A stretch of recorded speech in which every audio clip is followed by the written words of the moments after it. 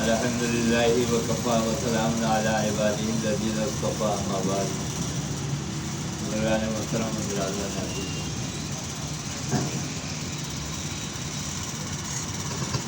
سب سے پہلے تو میں حافظ کلیان اور ان کے والدین کو اور ان کے اساتذہ کو اور آپ سب حضرات کو مبارکباد پیش کرتا ہوں کہ اللہ نے یہ پرمسرت موقع ہمیں اور آپ سے نصیب فرمایا کہ ہم اور آپ قرآن کریم کی تکمیل کے موقع پر یہاں موجود ہیں.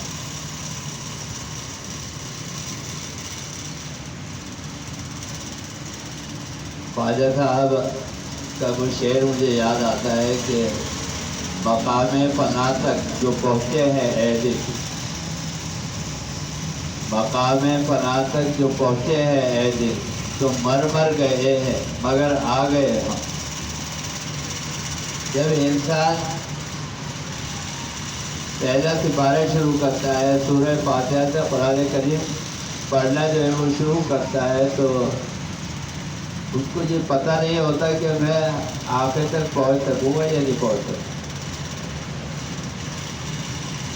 ایک تو یہ کہ زندگی کا پتہ نہیں کہ زندگی اس کا ساتھ دے گی یا نہیں، اور دوسرے اس کے حادثے کا نہیں پتہ کہ اس کا حادثہ اس کا ساتھ دے گا یا نہیں. فارسی کے ایک شاعر نے بڑی اچھی بات کہی، فرمایا کہ شکر للہ کہ نہ مردے مرسیدے بدوست، شکر للہ کہ نہ مردے مرسیدے بدوست، آفری بات بری ہمت مردانہ با. اللہ کا شکر ہے کہ ہم مرے نہیں، زندہ رہے اور بحفاظت اس منزل تک پہنچے. یہ قرآن کریم اللہ کا ایسا معجزہ ہے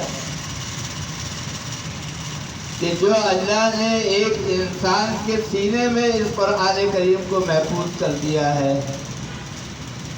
یہ آفر اس سے پہلے بہت سارے لوگوں کو کی گئی. قرآن کریم کہتا ہے، سورہ احزاب کی آخری آیت ہے،